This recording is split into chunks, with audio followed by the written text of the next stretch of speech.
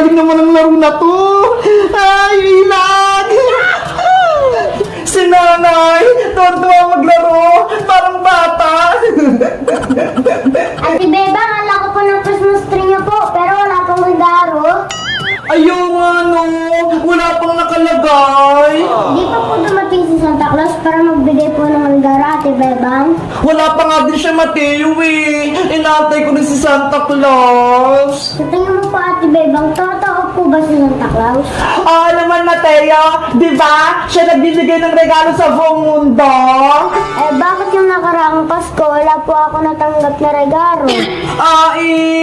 Siguro may sakit si Santa Claus, kaya hindi siya nakadaan sa bahay niyo. Hindi na po ako naniniwala kay Santa Claus, Ate Bebang. Di na naman po niya binibigyan yung iba eh. Hay naku, Mateo, totoo kaya si Santa Claus? Talaga po, Aling Sitang? Oo naman, kapag naniniwala ka sa kanya, bibigyan ka niya ng regalo ngayong Pasko. Di ko po, Aling Sitang, maniniwala na po ako kay Santa Claus. Ang bilis naman nagbago ng isip mo, Mateo. Kanina, hindi ka naniniwala ah. Siyempre po, Ate Bebang, gusto ko po makatanggap ng regalo po sa Pasko. Ako din, gustong-gusto ko. O siya, matulog na kayo. Bebang, Mateo, malay nyo, dumating na si Santa Claus, bigyan kayo ng regalo. Yay! Dadating si Santa!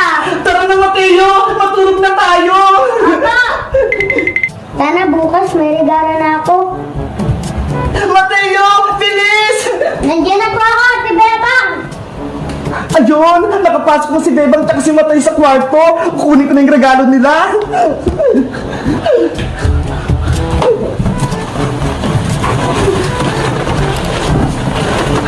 Mabuti na lang, nakabili na ako ng mga regalo. Ilalagay ko na nga sa Christmas tree. At yung regalong to, para to kay Bebang. At itong isa naman, para kay Mateo. At itong isa, syempre, sa akin. Ho, ho, ho, ho, ho, ho.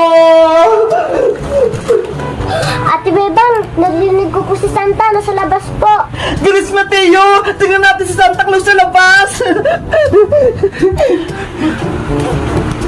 Ho, ho, ho, ho, ho! Merry Christmas! Ate Bebang, si Santa Claus nasa Christmas tree. Tara! Punta natin siya para makita natin si Santa Claus! Hello, Santa Claus! Ay, wala si Santa Claus, nakaalis na siya. Mateo! Tignan mo ho! May regalo sa Christmas tree! Wow, ang galing! To Ate Bebang. To Aling Sitang. To Mateo. Ate Bebang, may regalo na po ako. Sabi ko sa'yo, Mateo eh! Totoo si Santa Claus! Binigyan niya tayo ng regalo! Mabuti na lang, hindi nila ako nakita! Thank you, Santa Claus, sa regalo. Bubuksan ko na lang to sa Pasko. Guys, binigyan ako ni Santa Claus ng regalo! Pati si Mateo, binigyan niya din! Sa tingin nyo, si Santa Claus kayo nagbigay ng regalo? Mag-comment lang kayo kung naniniwala kayo sa Santa Claus! Bye-bye! Dapat nagawa ko na itong Graham Ball bago ko pumasok sa school. Lalagyan ko na nitong nips. Yahoo! Beba, tara na! Pumasok na tayo! Wait lang, Iska! Gumagawa pa ko ng Graham Ball para may bangon tayo! Ay! Graham Ball! Masarap ka na! Favorite ko! Iska! Tulungan mo ako magawa ng Graham Ball para may merienda tayo mamaya kapag recess! Sige! Ay, ta! Nagbilog-bilog ka, Iska! Paano ba ito gawin? Hindi ko alam eh! Maglagay ka lang ng marshmallow sa loob ng Graham, tapos bilogin mo. Parang ganito, ho! Wow! Kapag nabilog mo na, pwede mo na siya lagyan ng sprinkles. Diba? Ang dali lang. Sige, susubukan ko.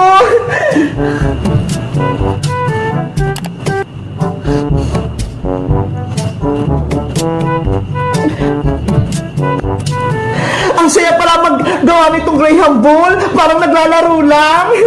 Kaya nga eh.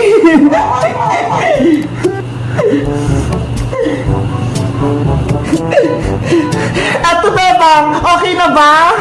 Ayan, ganyan nga. Tapos, ibalot mo na dito sa sprinkles, o kaya dito sa marshmallow, o kaya dito sa may mix. Sa sprinkles ko na ilalagay. Ang ganda na ng nagawa kong Graham Ball. Masarap na siyang kainin. Marunong ka nang gumawa, Iska. Bilisan natin para matapos tayo kaagad.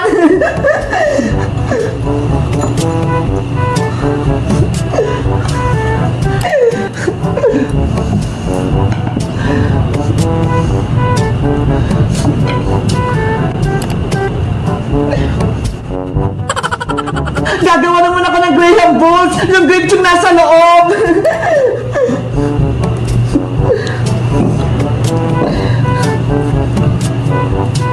Bebang, marami ka atang gagawin na Graham Ball. Ibibenta mo ba yan? Hindi ipapamigay ko to sa school, Iska, sa mga classmate natin at kay teacher. Pati ba si Princess? Bibigyan mo, Bebang? O, Iska, bibigyan ko rin si Princess. Kaso, may special na flavor ako sa kanya. Yung Graham Ball niya, lalagay ako ng kalamansi, hindi marshmallow. Bakit may kalamansi yan, Bebang? Maasim yan Magiganti ako kay Princess dahil pinayak niya ako kahapon.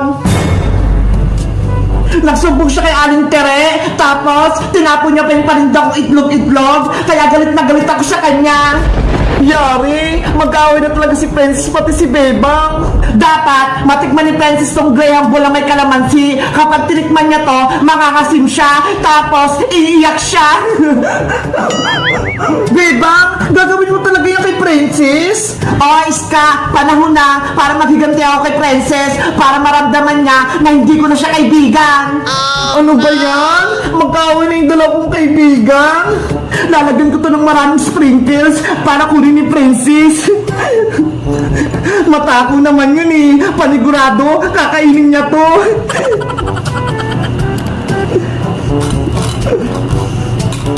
Bebang, tapos na akong gumawa. Puno na yung nalagayan ko. Wait lang, Iska. Gagawa pa ako ng maraming Graham Ball na kalamansi para maraming makain si Princess.